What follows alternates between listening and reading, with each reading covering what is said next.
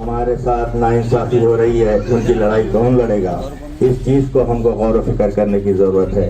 आज जनाब इलियास सेठ साहब जो मजलिस इत्तेहादुल मुस्लिमीन के नॉर्थ के बैरिस्टर अज़हरुद्दीन अवीस साहब मेंबर ऑफ पार्लियामेंट सदर मजलिस ने उनका नाम को ऐलान किया है, क्योंकि यहाँ पर क़ियादत की ज़रूरत है। यहाँ पर आपकी लड़ाई लड़ने के लिए ऐसे लोगों की ज़रूरत है जो आपके साथ जब भी नाइंसाफ़ी होती है तो वो आपके बीच में आकर ठहरे, आपके हक़ को दिलाएं। ये मजलिस इत्तेहादुल मुस्लिमीन है। मुसलमानों की तालीमी पसमानदगी को दूर करने में यही कांग्रेस है। बीजेपी तो हमारी खुली दुश्मन है।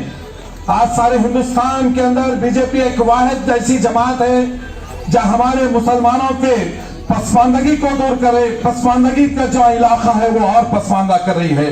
हमारी तालीमी मराकिज जो है हम उसको कमजोर किया जा रहा है, और हमारे जितने बिजनेस के जहां हमारे मरकज है उसको कमजोर किया जा रहा है।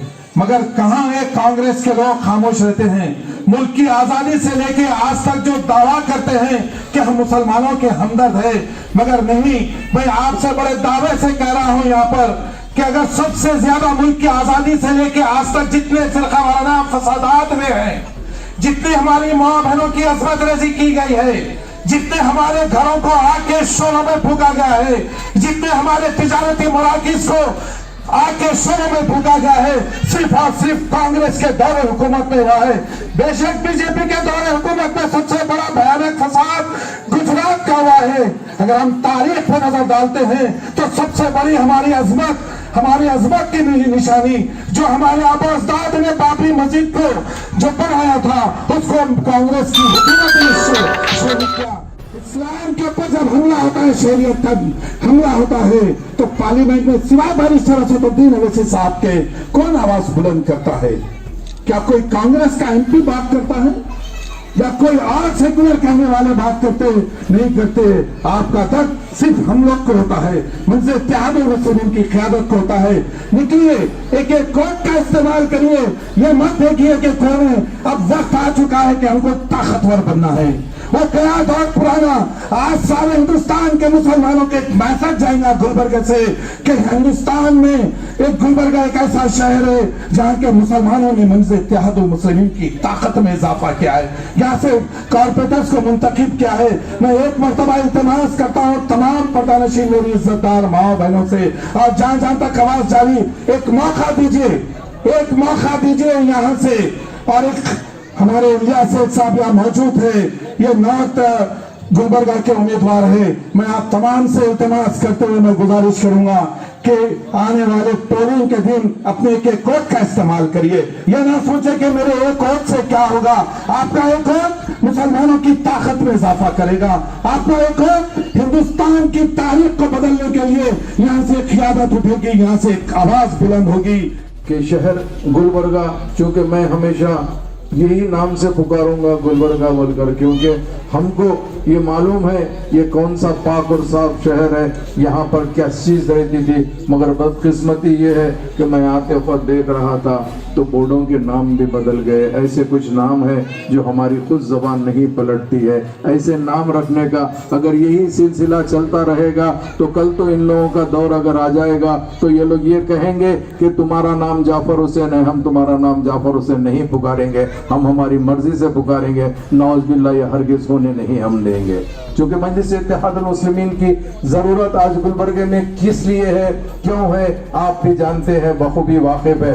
मुझे एक और बात की बड़ी अफसोस होती है कि जिस वक्त आज़ादी के बाद में जब निज़ाम स्टेट था उसके अंदर गुलबर्गा जो हैदराबाद कर्नाटक कहलाता था उसमें गुलबर्गा भी एक हिस्सा था, हम जानते हैं। मगर बदकिस्मती ये है कि वक्त के साथ, हालात के साथ फिरका परस्त ताकतों ने आपको हमको जुदा करने के लिए इसको कर्नाटक में डाल दिया, हमको जब आंध्रा में डाला था, आज आजकल हम लोग तेलंगाना में है। इसी तरह महाराष्ट्र के मराठवाड़ा का भी एक हिस्सा बांट दिया गया। मगर हमारा रिश्ता और नाता गुलबर्गे से इतना जुड़ा हुआ है, हमारी बच्ची शायद यहाँ पर आपकी बहू बन के आई है या आपकी बच्ची हमारे पास बहू बनकर आई है, हमारा भाई यहाँ रहता है, हमारी बहन यहाँ रहती है, सब के सब रहते हैं।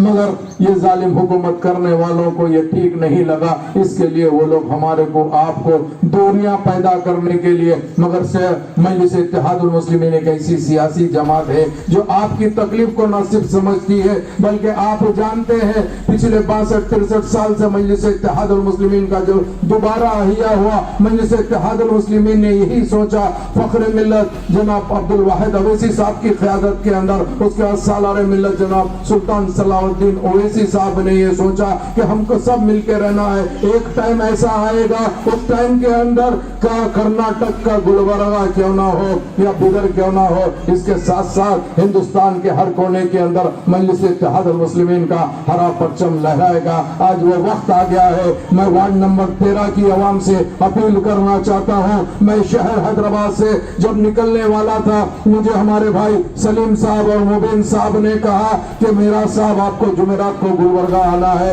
मैंने कहा जब इंसान पैदा होता है अल्लाह सुब्हानहू व तआला उसका रिस्क लिख देता है। शायद जब मैं पैदा हुआ था आज की तारीख में मेरा रिस्क शहर गुलबर्गे में इलिया सेठ के तरफ से शायद लिखा गया था, इसीलिए मेरी कोई औकात नहीं है। मैं जानता हूँ काफी दिन से मुझे आना भी था शहर गुलबर्गे को जियारत के लिए, मगर बुलावा नहीं आ रहा था। आज शायद मुझे बुलावा आया है। आते जो वक्त मैंने ये सोचा अल्हम्दुलिल्लाह मैं गुलबर्गा जा रहा हूँ, तो अल्लाह सुब्हानहू व तआला ने कल का कली इलेक्शन अनाउंस कर दिया ताकि मैं वार्ड 13 में पहला कदम जब रख रहा हूँ तो इंशाअल्लाह ताला मैं आपको बता दूंगा वो दिन दूर नहीं है। 3 तारीख को जब पोलिंग होगी, 3 तारीख को जब पोलिंग होंगी, इंशाअल्लाह मेरी माँ बहनों से, मेरे बुजुर्गों से, मेरे नौजवानों से दरखास्त करता हूँ अब की मर्तबा पतंग दिखना चाहिए, क्योंकि हर पार्टी की सियासी पार्टी का एक झंडे का रंग होता है, किसी का तिरंगा होता है, किसी का गेरुआ होता है, किसी का उदा होता है। मैं फख्र के साथ कहना चाहता हूँ मजलिस इत्तेहादुल मुस्लिमीन का झंडे का रंग जो है वो हरा है, आप जानते हैं। मुझे मालूम है अल्लाह सुब्हानहू व तआला इस हरे रंग की लाज रखेगा। 3 तारीख को गुलबर्गे के अंदर अल्लाह चाहा तो मजलिस इत्तेहादुल मुस्लिमीन के उम्मीदवार कामयाब होंगे, और हम देखना चाहते हैं कि आइंदा का मेयर हमारे बिना बनेगा या नहीं बनेगा। मुझे अल्लाह की जात से उम्मीद है जब अल्लाह ताला यहाँ तक लेके आया है तो इंशाअल्लाह वो दिन दूर नहीं है। और एक चीज कहना चाहता हूँ, इंशाअल्लाह वक्त आएगा, ये ग्रुप मीटिंग है, जलसे जब होंगे तो मजलिस इत्तेहादुल मुस्लिमीन के क्या क्या खिदमत है वो हम आपको बताएंगे, बल्दिया में क्या क्या होता है वो हम आपको बताएंगे। मगर आज अफसोस के साथ कहना पड़ता है वो ये है, आज तक भी खुले मोरियां यहाँ पर गुलबर्गे में नजर आते हैं। तो मैं पूछना चाहता हूँ आखिर ये क्यों खुले मोरिया है? क्या बलदिया का काम नहीं है? लोग समझते हैं कि काउंसलर जीत गए, कारपोरेटर बन गए तो इन्हों क्या कर सकते हैं। तो मैं कहना चाहता हूँ जो कुछ भी काम है, अगर फर्ज करिए माँ और बाप के बाद अगर सबसे बड़ी जिम्मेदारी अगर किसी की होती है, चाहे वो आपकी रोड की हो,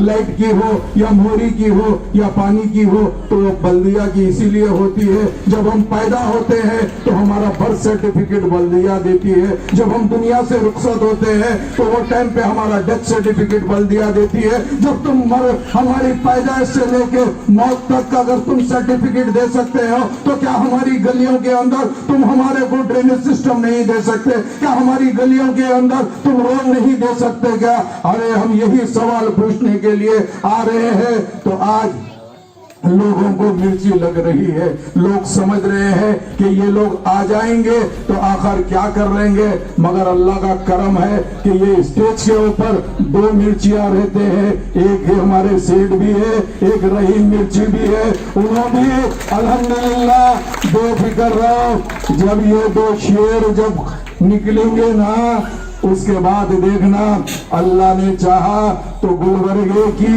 आवाम को कहना चाहता हूँ अब अल्हम्दुलिल्लाह बिगुल तो हम लोग बजाए हैं, आके उसका अंजाम अकबरुद्दीन अवैसी और असदुद्दीन अवैसी साहब जब ये शहर में कदम रखेंगे इंशाअल्लाह ताला, मुझे अल्लाह की जात से उम्मीद है ये जितने भी चूहे हैं बिलों में अगर नहीं छुप गए तो बोलना।